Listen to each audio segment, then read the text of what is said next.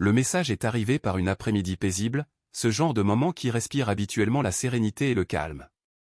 J'étais assise près de la fenêtre, en train de plier le linge encore tiède qui sentait bon le savon de Marseille et le soleil, lorsque mon téléphone a vibré doucement à côté de moi, et j'ai souri sans réfléchir car les mères ne se défont jamais vraiment de cette habitude, même à mon âge. Mon cœur faisait toujours un bond lorsque le nom de mon fils s'affichait sur l'écran.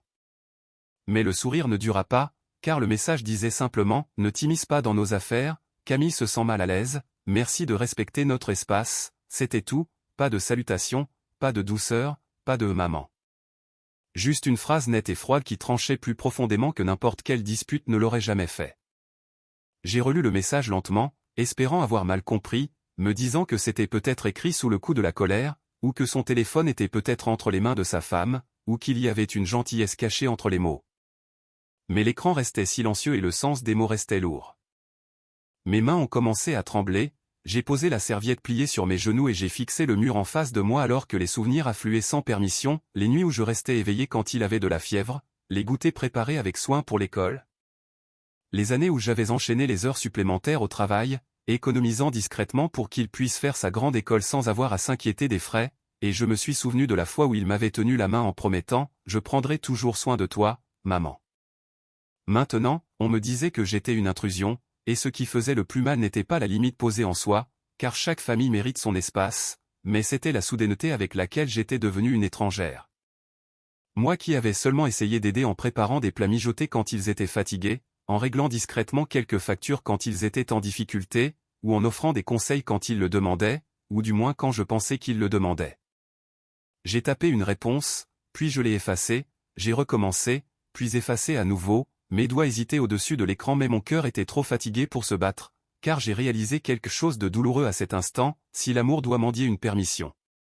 Ce n'est plus de l'amour, cela devient de l'humiliation.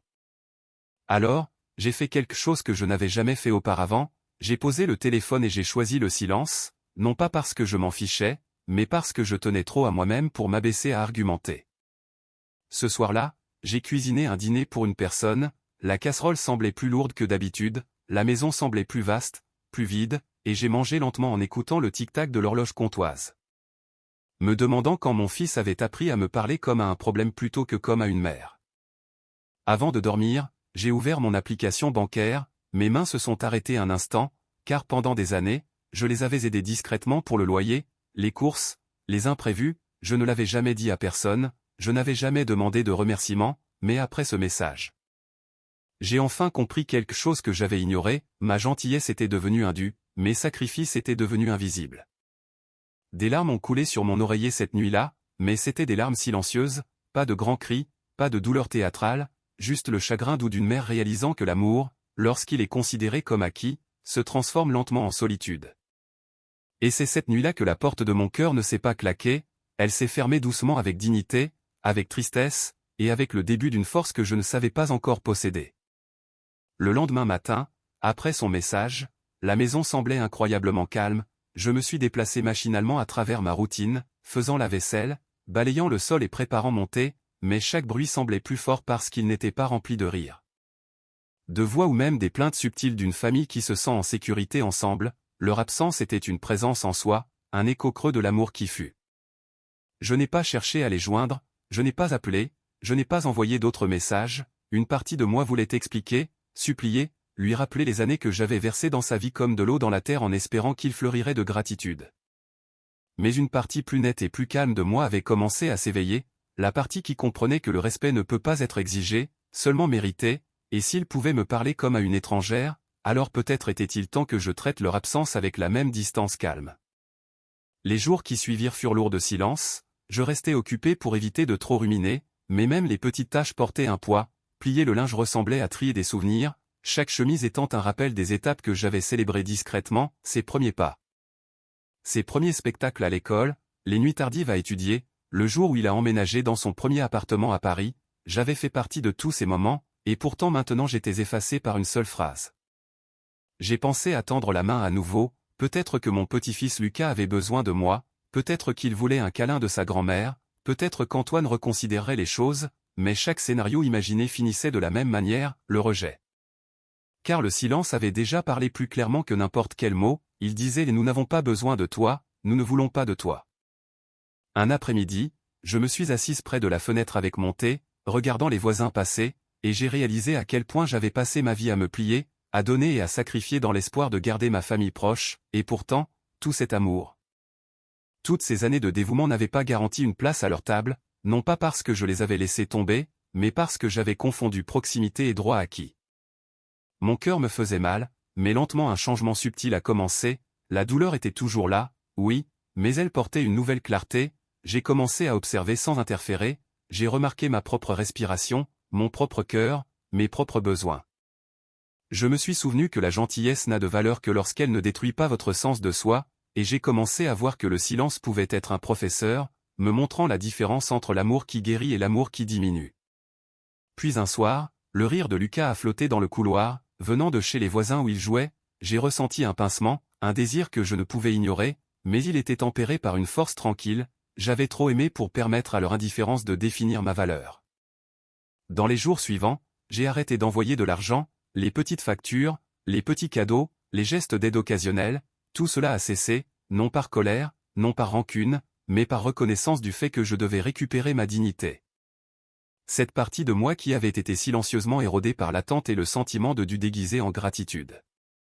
Le silence, j'ai réalisé, faisait plus mal que les mots, car les mots pouvaient être contredits, expliqués, pardonnés, mais le silence révélait la vérité, et la vérité était claire, je ne pouvais plus donner ce qu'ils avaient cessé de valoriser, et dans cette réalisation, j'ai trouvé la première lueur de paix, c'était une paix solitaire mais c'était la mienne, et pour la première fois depuis de nombreuses années, j'ai commencé à sentir le poids de ma propre vie, non pas comme une ombre sous la leur, mais comme quelque chose de solide, de durable et de tranquillement inébranlable.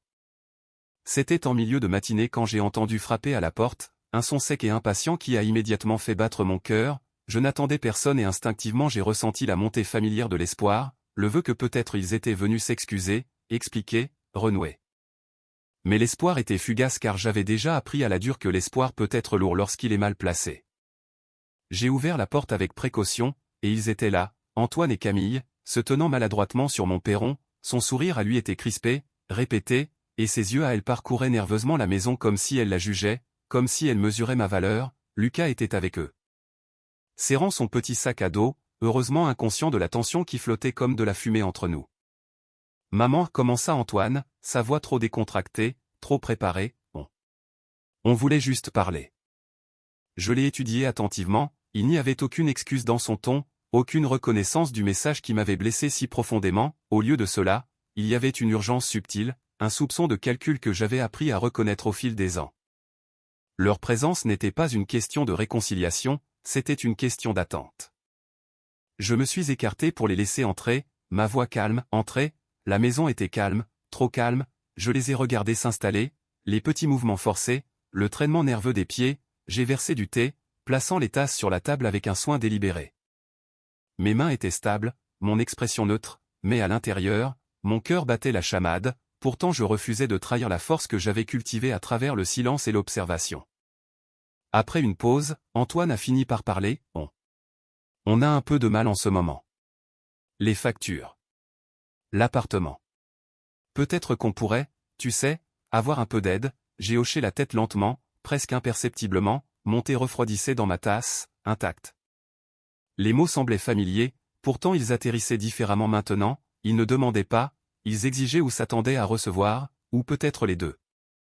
J'ai pris une profonde inspiration et j'ai dit, je vois, il a bougé inconfortablement sur sa chaise, maman, je veux dire, on ne demanderait pas si ce n'était pas important, j'ai soutenu son regard fermement, les coins de mes lèvres doux, le poids des années de patience derrière cela. Et j'ai répondu, je comprends, mais les choses sont différentes maintenant, j'ai réalisé que l'amour ne nécessite pas de preuves sous forme d'argent ou de faveur, j'ai donné pendant longtemps, et j'ai réalisé que je dois protéger ma propre paix, vous allez devoir gérer cela vous-même.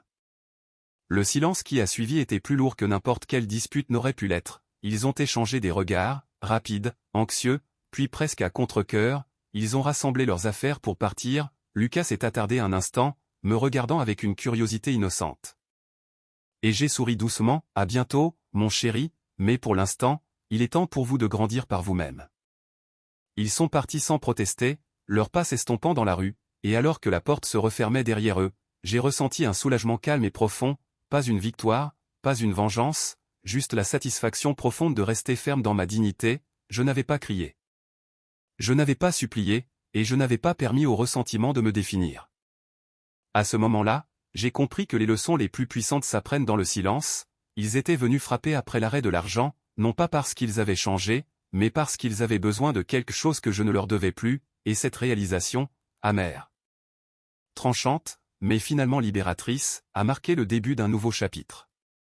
Pour la première fois depuis des années, j'ai ressenti la légèreté des limites honorées, du respect calmement imposé, et d'un cœur apprenant que la force peut être douce et pourtant inébranlable. La maison était vide à nouveau, oui, mais elle ne semblait plus solitaire, elle semblait stable.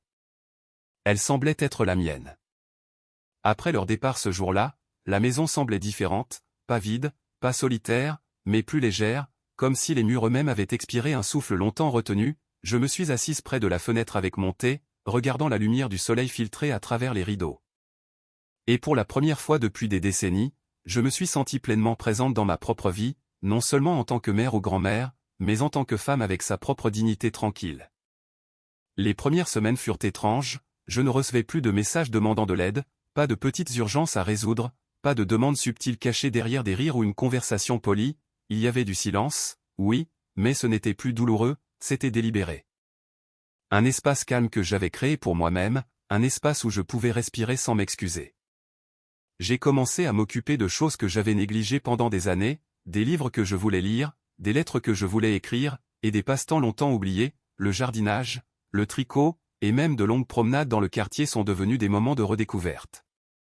Chaque jour je sentais le poids des attentes se lever juste un peu plus, laissant place au respect de soi, à la patience et à la réflexion.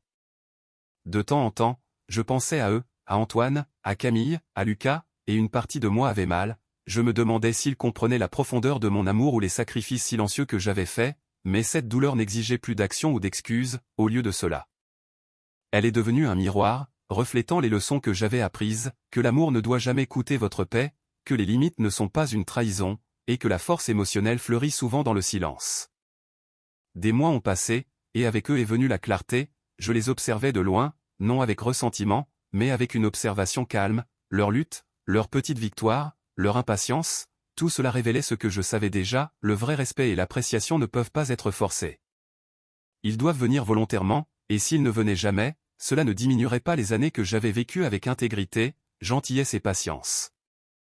Un soir, mon petit-fils est apparu à mon portail tenant un petit dessin qu'il avait fait à l'école. « Regarde, mamie, dit-il en rayonnant. » J'ai souri, prenant le dessin doucement dans mes mains, sentant la chaleur de la connexion sans attente. Je l'ai serré doucement dans mes bras et j'ai chuchoté « C'est magnifique, mon amour. » Ce moment était suffisant, pas d'argent, pas de faveur, pas de sacrifice, juste le lien pur et inexprimé entre une grand-mère et son petit-fils, et dans cette interaction simple et calme, j'ai compris la vérité finale, se choisir soi-même n'est pas égoïste. C'est l'acte ultime d'amour pour soi-même et pour ceux qui vous entourent. Lorsque vous honorez vos propres limites, votre propre dignité et votre propre cœur, vous créez une vie de force tranquille que personne ne peut vous enlever. Ce soir-là, alors que je tirais les rideaux et m'installais dans mon lit, j'ai ressenti une paix profonde. J'avais appris à aimer sans me perdre, à donner sans être diminué, et à rester ferme sans colère. Mon cœur était entier, mon esprit calme, et ma vie était enfin pleinement la mienne. La leçon était claire, douce et durable. Parfois, le plus beau cadeau que nous puissions offrir à nos proches est le cadeau de nous-mêmes, pleinement présents, pleinement respectés et pleinement libres.